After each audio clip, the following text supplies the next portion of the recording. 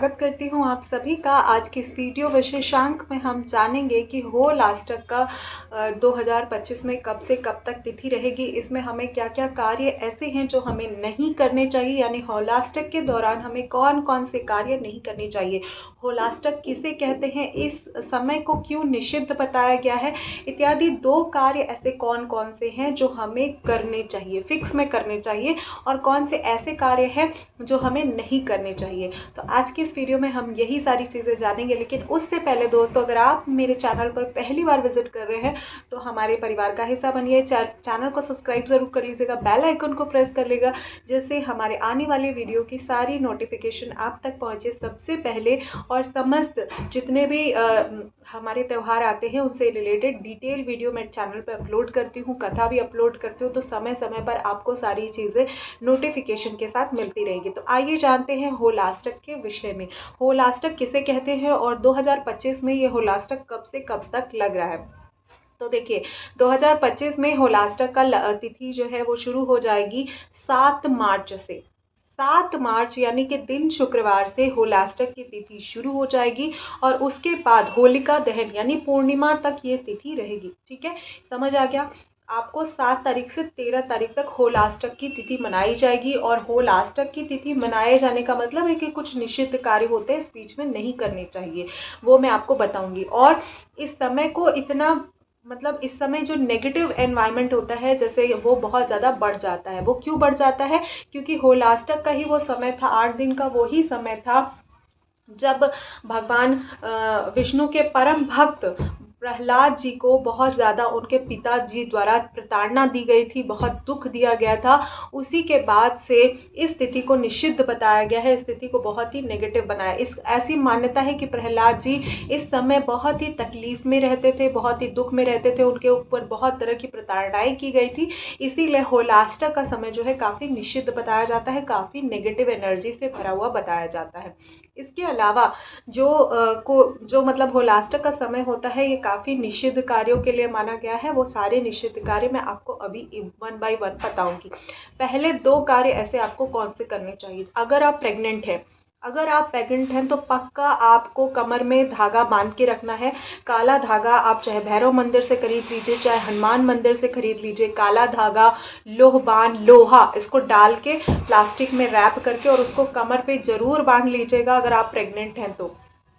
ठीक है, नेक्स्ट आपको क्या करना है। नेक्स्ट जो है, अगर आपका बच्चा छोटा है, अभी आपका बच्चा जस्ट पैदा हुआ है, या आपका बच्चा 5 साल तक में बहुत ज़्यादा टोना टोटका किया जाता है बच्चों के ऊपर, जो गर्भ धारण की हुई स्त्रियां होती है उनके ऊपर तो बहुत ज़्यादा ब्लैक मैजिक किया जाता है। मुझे तो लगता है ये पूरा पीरियड ही नकारात्मक शक्तियों को डेडिकेटेड है। इस टाइम पे बहुत ज़्यादा डोमिनेटिंग होती है एनर्जी।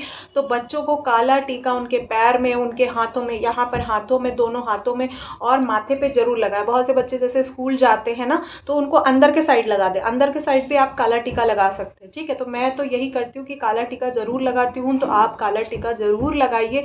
और होलाष्टक का समय बहुत ही नेगेटिव होता है, तो इन चीज़ों से बचने का ये उपाय है। दूसरा, आप जो रक्षा होता है, रक्षा सूत्र होता है, उन रक्षा सूत्रों को भी आप ध्यान से चेंज कर लीजिएगा। जैसे कि रक्षा सूत्र है, ये रक्षा सूत्र हम इसको चेंज करके रखेंगे, और जब तक हमारा होलिका दहन का दिन नहीं जाएगी यानी कि पूर्णिमा की तिथि नहीं आएगी तब तक हम इसको चेंज नहीं करेंगे, वही धागा बांध के रखेंगे। इस बीच में हम उसको चेंज नहीं करेंगे। तो पहले दिन यानी 7 मार्च से पहले आपको रक्षा सूत्र चेंज कर लेना है, उसके बाद आप इसको वापस से दोबारा चेंज कर सकते हैं जब होली बीत जाएगी तब। ठीक है, तो ये थी आपकी कौन से कार्य आपको करने चाहिए। अब हम जानते हैं कि होलाष्टक के दौरान हमें कौन कौन से कार्य नहीं करने चाहिए। तो सबसे पहला और सबसे इम्पॉर्टेंट, बहुत से लोग क्या करते हैं, देखुआरी खुआरी कर लेते हैं, शादी ब्याह की बात शुरू कर देते हैं। तो ये इस समय में नहीं करना चाहिए। चाहे कुंडली मिलाना हो, चाहे लड़का लड़की का कोई भी तरह का कोई भी फिक्सिंग होती है, जैसे कि हम इस तारीख को लड़का लड़की को मिलाएंगे या बातचीत शुरू की जाती है, तो इस समय में आपको कोई भी चीज़ नहीं करनी चाहिए, सारी चीज़ें निषेध होती हैं। ठीक है, बिल्कुल आपको शादी विवाह से संबंधित कोई कार्य नहीं करने चाहिए। होलाष्टक के दौरान किसी भी प्रकार का गृह प्रवेश नहीं करना चाहिए। मुंडन चुंडन कोई तिथि भी नहीं रखवानी चाहिए कि जैसे हम गृह प्रवेश करना है हमको या शादी करनी है हमको अप्रैल में, तो हम तिथि रखवा लें। नहीं, आप होली के बाद रखवाइएगा। होली से पहले होलाष्टक के समय में यानी 7 मार्च से लेकर 13 मार्च के बीच में ये पीरियड बहुत ही नेगेटिव होता है और इन पीरियड्स में किसी भी प्रकार की तिथि नहीं रखवानी चाहिए। नेक्स्ट जो पॉइंट होता है, जैसे कि बेबी प्लानिंग करते हैं बहुत से लोग, तो बेबी प्लानिंग भी नहीं करनी चाहिए। 7 मार्च से लेकर 13 मार्च के बीच पूरी तरह से निषिद्ध बताया जाता है। इस टाइम बेबी प्लानिंग भी आपको नहीं करनी चाहिए। किसी भी प्रकार का रास्ते में काला कपड़ा, नींबू, सुई, धागा, लौंग, इस तरह के बहुत से लोग पोटली बना के भी फेंकते हैं। बाल में भी बहुत से लोग फेंकते हैं, बाल बना के उस तरह से फेंक देते हैं। तो इस तरह की चीज़ें ना आपको लांघनी है और अगर आपसे टच हो जाए तो आपको जिसकी है उस पर जाए, जिसकी है उस पर जाए, इस तरह से 3 बार टोटका किया जाता है। तो आप इस तरह से बोल के उसके ऊपर थूक दीजिए और अन्यथा उसको लांगे ना, क्योंकि बहुत ज़्यादा इस समय टोना टोटका किया जाता है। जो होलाष्टक का समय होता है उस समय बहुत ज़्यादा एनर्जी इस तरह से नेगेटिव होती है। अपने बच्चों को भी समझाएं इस तरह की कोई भी नकारात्मक चीज़ें न लांगे, ना उसको टच करें। बच्चों को सिखाएं कि वो किसी भी तरह का कपड़ा, गंदा चीज़ उसको लांघे ना, उसको टच ना करें। ध्यान से सड़क पे ध्यान पूर्वक देख ताक के तब चलें। उसके बाद जो नेक्स्ट चीज़ होती है वो क्या होती है, होलिका दहन के दिन आप किसी भी प्रकार से अपने बाल को खोल के ना रखें। होलाष्टक का जो समय होता है, अगर आप बाल खोल के भी रख रहे हैं, जैसे बच्चों के बाल छोटे होते हैं, लड़कों के बाल का तो मैं नहीं बोल रही हूँ, लड़कियों के बाल का बोल रही हूँ। लड़कियों के बाल को हमेशा, क्योंकि देखिए जो लड़कियों के बाल होते हैं उनसे बहुत ज़्यादा नेगेटिव एनर्जी अट्रैक्ट होती है। तो बाल को अगर बांध के नहीं रख पा रहे हैं, खोल के रख रहे हैं, तो ब्लैक पिन, बच्चों के बाल में ब्लैक पिन जरूर लगाएं। लोहे की ब्लैक पिन ये बहुत सारी नेगेटिव एनर्जी से प्रोटेक्ट करती है। इसीलिए पहले ज़माने में लोहे के, चांदी के, सोने के पिन्स बनाए जाते थे ताकि उनको फिक्स कर सकें, बाल खुला ना रहे। किसी भी तरह से बाल को खुला नहीं रखना है इस दौरान में। जो होलाष्टक का और होलिका दहन के दिन तो विशेषकर बहुत ज़्यादा नेगेटिव एनर्जी डोमिनेंट होती है। उस दिन तो विशेषकर हमें किसी भी तरह से बाल नहीं खुला रखना है। अगर आप बाल खुला रख रहे हैं तो सर पे चुन्नी ज़रूर रखिए, बाल को ढक के रखिए, सिंदूर को ढक के रखिए। किसी भी प्रकार का कोई सिंदूर देना लेना होलाष्टक के समय में ना कीजिए। सिंदूर के साथ बहुत सारी नेगेटिव एनर्जी को जोड़कर इस टाइम पे बहुत तरीके का टोना टोटका किया जाता है। फिर वो जीवन भर नहीं जाता है, फिर आप ट्रीटमेंट कराते रहिए, कोई उसका सोल्यूशन नहीं निकलता है। तो विशेषतर इन चीज़ों को ध्यान पूर्वक समझ लें।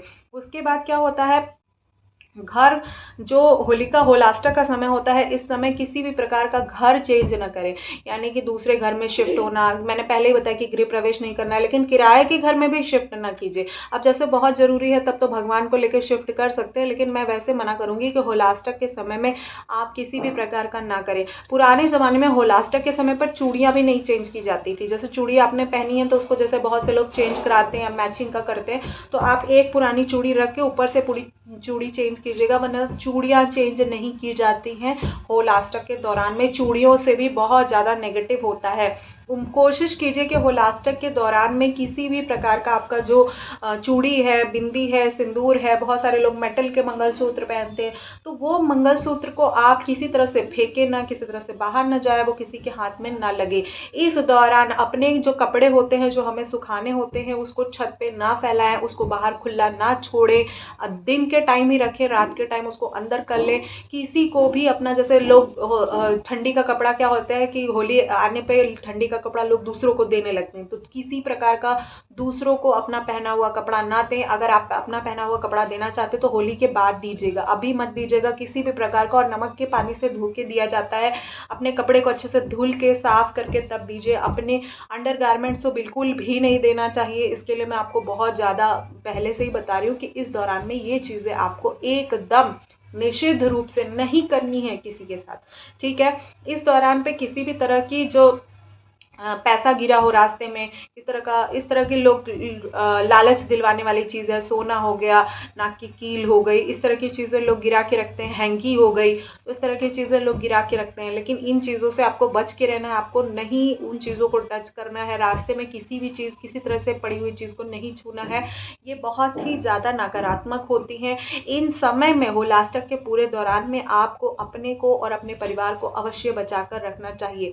इसके अलावा होली 14 को मनाया या 15 को मनाया, स्नान दान की पूर्णिमा कब है, सत्यनारायण भगवान की कथा कब सुने, इससे संबंधित बहुत ही डिटेल वीडियो मेरे चैनल पर अपलोड है, आप उसको जाकर देख सकते हैं। आपके कोई भी कमेंट हो, कोई भी क्वेश्चन हो, आप यहाँ पर कमेंट के माध्यम से पूछ सकते हैं। आप सभी के लिए होलिका दहन और होली का महापर्व बहुत ही जैसे कहते हैं अमावस्या, सबसे बड़ी अमावस्या है दीपावली, वैसे ही सबसे बड़ी पूर्णिमा है हमारी ये फागुन मास की पूर्णिमा। इस पूर्णिमा पे आप सभी के ऊपर महादेव की कृपा बनी रहे, आप सभी के ऊपर देव की कृपा के साथ माता शक्ति और भगवान विष्णु की कृपा बने, ऐसी मनोकामना करती हूँ। अच्छा, एक क्वेश्चन और रह गया, लास्ट में लोग मंदिर के लिए पूछते हैं। मंदिर आप जा सकते हैं, कोई निषिद्धता नहीं है, बस कोई शुभ काम नहीं करना है, कोई नई चीज़ें नहीं खरीदनी है।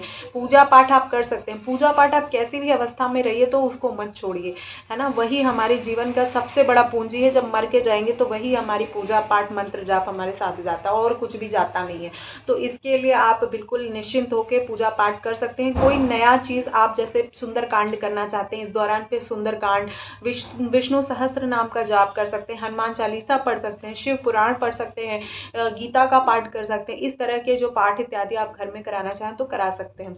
सत्यनारायण भगवान की कथा कराई जाती है पूर्णिमा के दिन, बीच में एकादशी पड़ेगा तो आप करा सकते हैं या नहीं करा सकते, एकादशी वाली वीडियो में आपको डिटेल में मिल जाएगा। आप सभी के लिए ये महापर्व होली फागुन मास की बहुत ही मंगलमय हो, आप सभी के जीवन में 9 रंगों को भरते रहे। और 9 रंगों से याद आया कि जैसे बहुत से लोग ये भी पूछते हैं कि हम रंग नहीं लगाना चाहते, हम कलर नहीं टच कराना चाहते हैं, तो देखिए आजकल केमिकल कलर्स होते हैं और जैसे कोई आपको लगाने आए तो मना मत कीजिए, लगवा लीजिए, उसके बाद उसको छुड़ा भी सकते हैं, थोड़ी देर बाद जाके वहाँ से छुड़वा लीजिए। और किसी को मना मत कीजिए, जैसे कि जो मतलब इस इधर उधर लगाते हैं उनके लिए नहीं, जो रिस्पेक्टफुल्ली चीज़ों को करते हैं उनसे आप कलर लगवा सकते हैं। फागुन का महीना हमेशा दुश्मनों को भी अपना बनाने का महीना है। इस समय अच्छे तरह से लोगों से व्यवहार करना चाहिए, इस तरह की नकारात्मक चीज़ें नहीं करनी चाहिए, क्योंकि कुछ लोगों का ये होता है कि हम कलर नहीं लगवाना चाहते, तो ठीक है थोड़ा सा लगवा लीजिए, उनको बोल दीजिए, तो थोड़ा सा तो आप लगवा सकते हैं। अपने जीवन में रंगों को आने दीजिए। आप सभी को अगेन होलिका दहन की और होली महापर्व की बहुत सारी शुभकामनाएं, मंगल कामनाएं। मिलती हूँ नेक्स्ट वीडियो में, तब तक के लिए नमस्कार।